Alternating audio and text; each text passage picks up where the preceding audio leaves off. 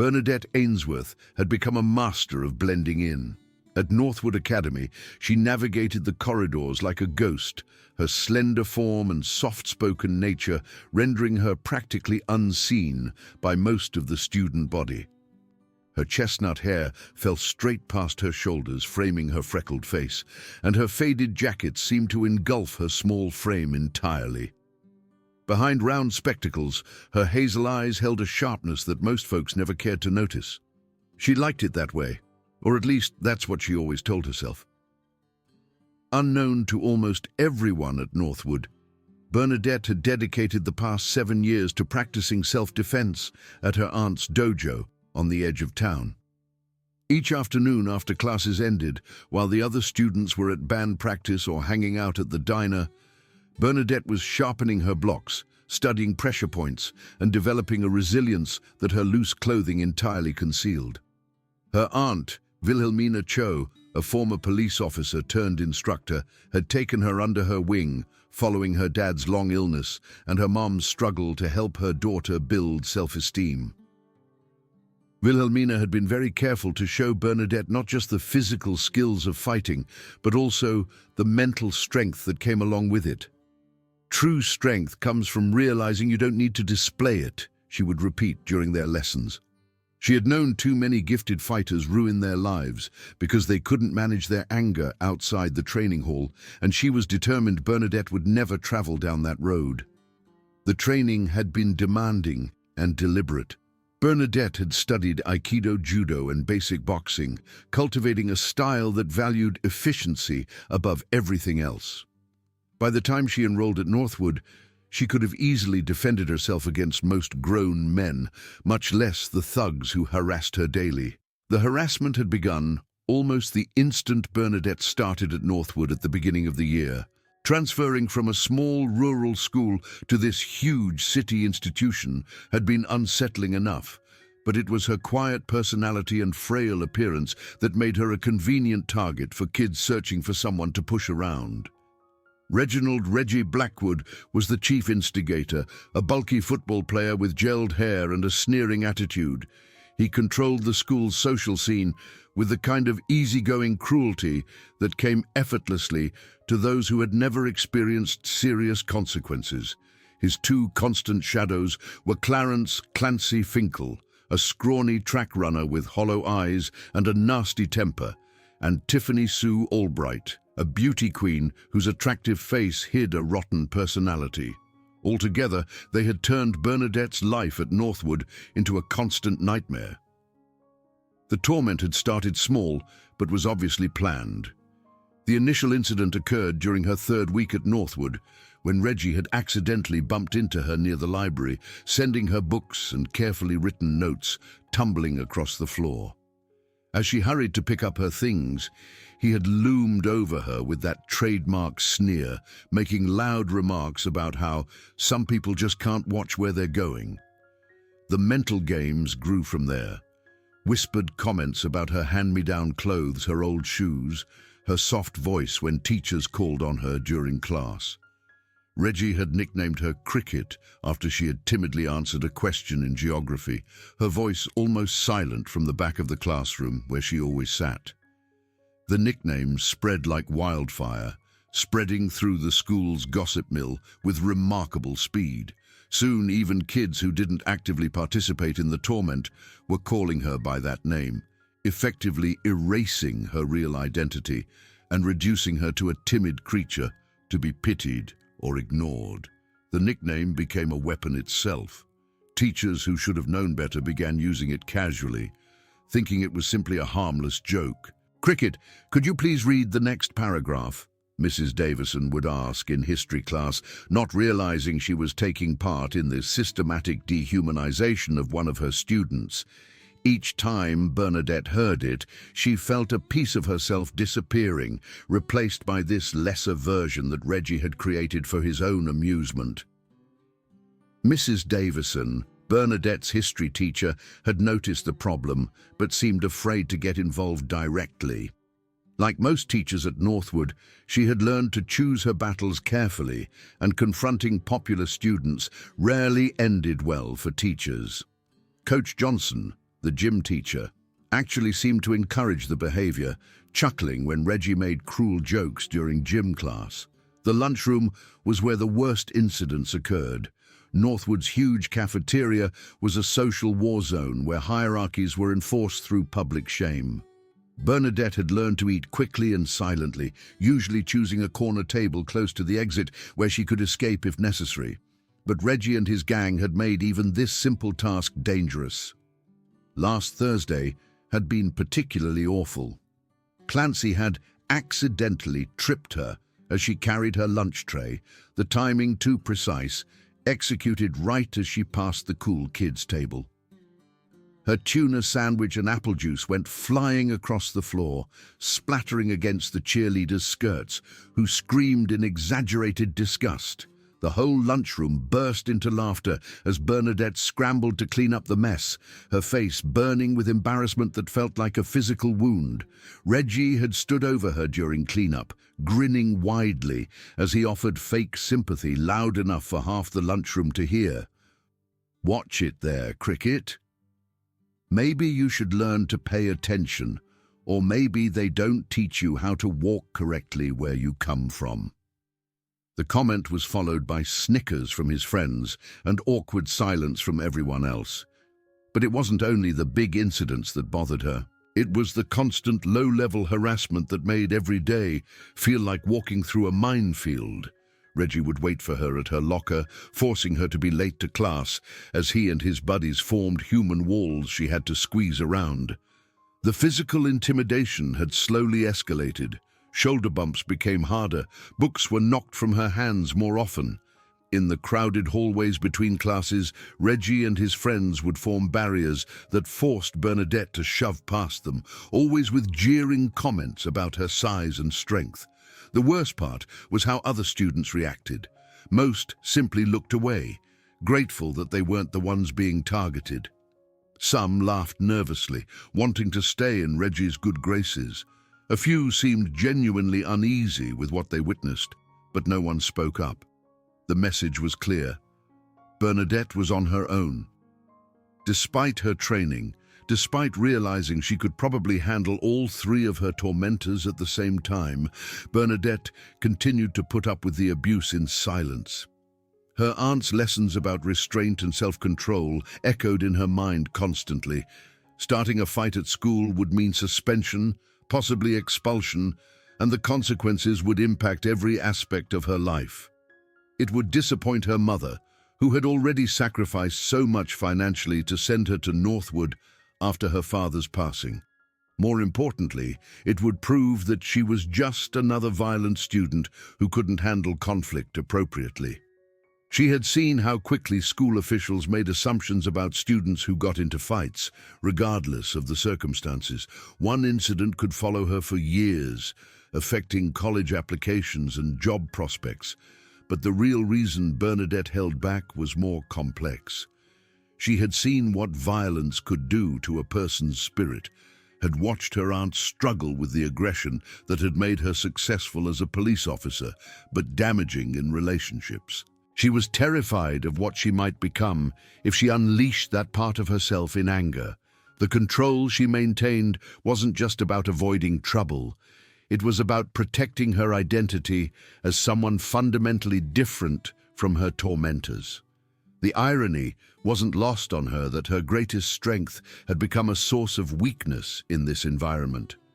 All those years of training, all that knowledge and skill, made useless by her own moral code and the institutional systems that consistently failed to protect her. The breaking point arrived on a Tuesday afternoon in late November.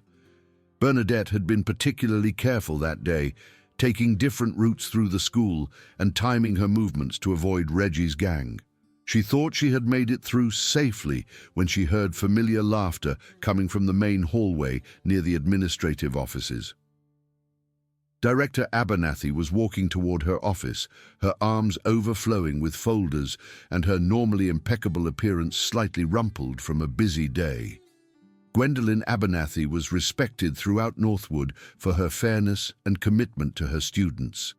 She was one of the few adults in the building who had bothered to learn Bernadette's real name, always greeting her warmly when they passed in the hallways. Reggie, Clancy, and Tiffany Sue were gathered near the main office, supposedly waiting to speak with the assistant director about some fundraising event. But their attention was focused entirely on Director Abernathy as she struggled with her heavy load of paperwork. What happened next unfolded in horrible slow motion. As Director Abernathy passed their group, Reggie intentionally stuck out his foot. She stumbled forward, her files scattering across the polished floor, but in trying to catch herself, her heel snagged in the hem of her suit skirt and the fabric tore with a loud ripping sound. The hallway went silent except for Reggie's gleeful laughter. Director Abernathy stood frozen, her professional dignity shattered as her torn skirt revealed more than was appropriate for a school environment. Her face flushed crimson with embarrassment and fury as she tried to hold the fabric together with one hand while gathering her scattered papers with the other. "Whoops!" Reggie said loudly, his voice carrying down the hallway. "Guess you should watch where you're going, Director Abernathy. Maybe buy some better clothes while you're at it." Clancy and Tiffany Sue dissolved into giggles, their phones already out to capture pictures of the dignified woman's humiliation. Other students in the hallway stood paralyzed, unsure whether to help or pretend they hadn't seen anything. Something fundamental shifted inside Bernadette as she watched the scene unfold, like a dam bursting after years of pressure. Director Abernathy wasn't just another victim of Reggie's cruelty. She was an adult, an authority figure, someone who had shown Bernadette kindness when no one else would.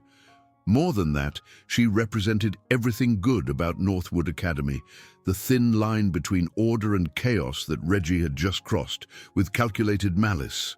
The calculated nature of the attack was what truly enraged Bernadette. This wasn't impulsive cruelty or teenage ignorance. This was a deliberate assault on a woman's dignity, planned and executed for maximum humiliation. Reggie had waited for the perfect moment when the hallway was filled with witnesses, when Director Abernathy was most vulnerable with her arms full of documents. He had orchestrated this moment of degradation with the same careful attention he brought to planning his football plays. As Bernadette watched the dignified woman struggle to maintain her composure while holding together her torn clothing, something inside her solidified with perfect clarity. This was exactly why bullies like Reggie needed to be stopped. It was never enough for them to target other students. Their cruelty would always escalate, always find new victims, always push boundaries until someone finally pushed back. Without conscious thought, Bernadette found herself moving forward, her training taking over in a way that felt both foreign and completely natural. Her backpack hit the floor with a heavy thud that seemed to echo through the sudden silence like a gunshot.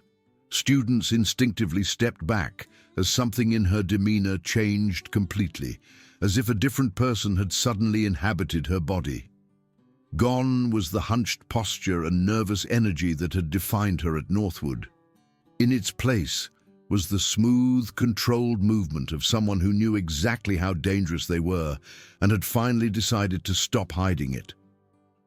The transformation was so complete that several students who had known her for months didn't immediately recognize her.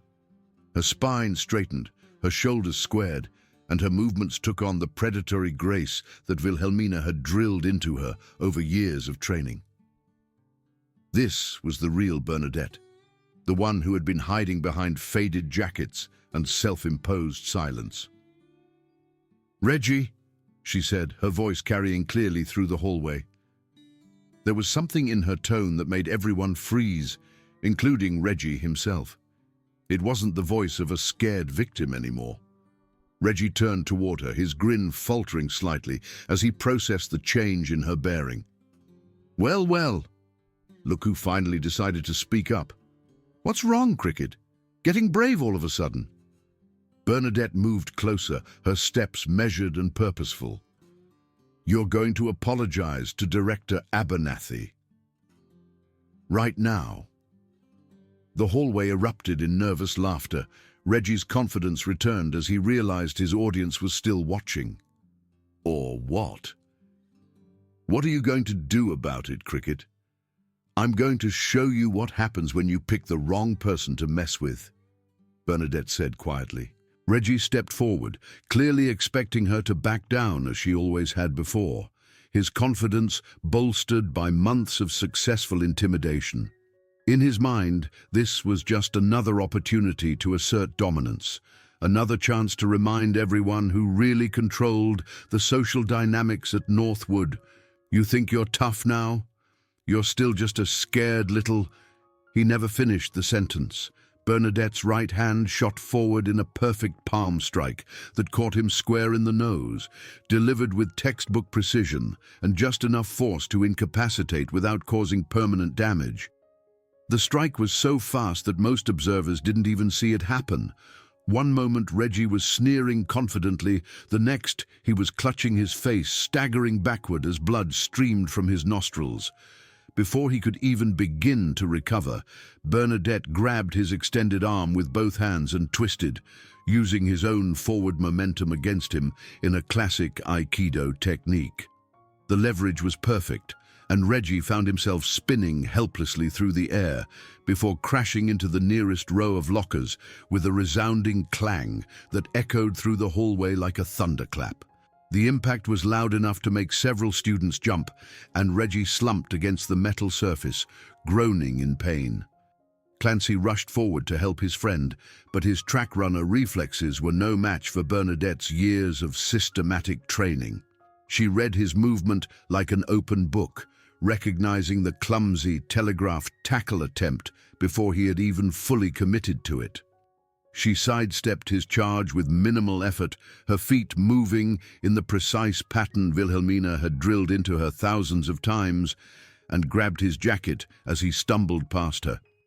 Using his own forward momentum against him, she executed a textbook shoulder throw that would have made her aunt proud. Clancy flew over her shoulder and hit the polished hallway floor with a sickening thud, his long limbs sprawling awkwardly as he struggled to understand what had just happened to him.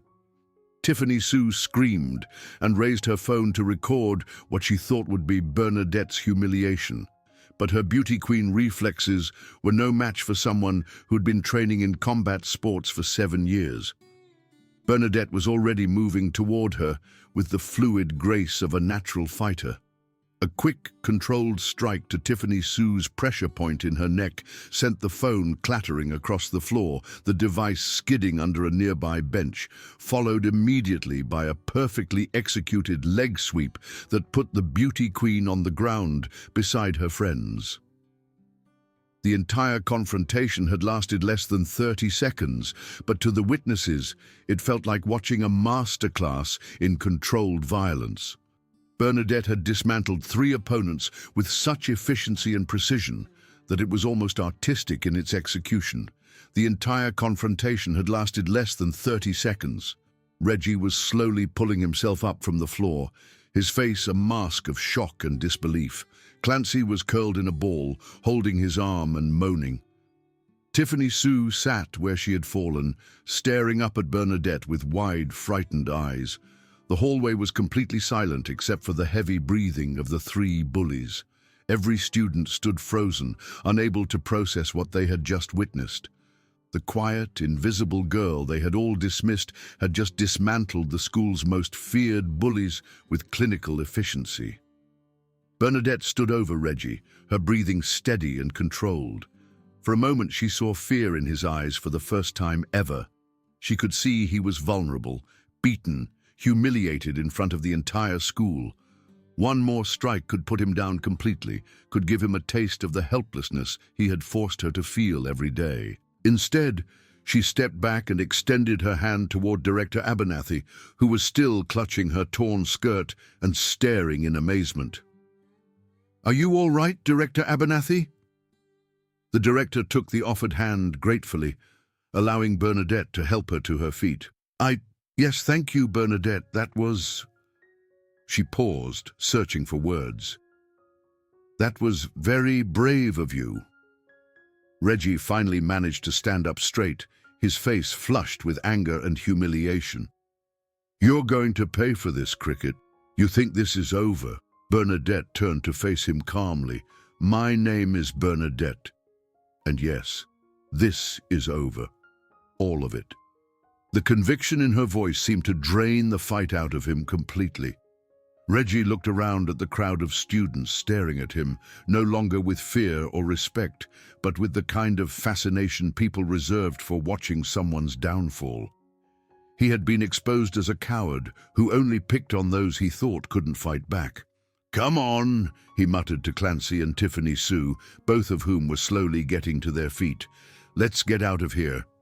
As the three of them limped away, the crowd began to disperse, students whispering excitedly about what they had witnessed, but several remained, looking at Bernadette with a new kind of respect. Among them was Sam Peterson, a quiet boy from her English class who had always seemed kind, but had never spoken to her directly. He approached cautiously, his expression mixing admiration with concern.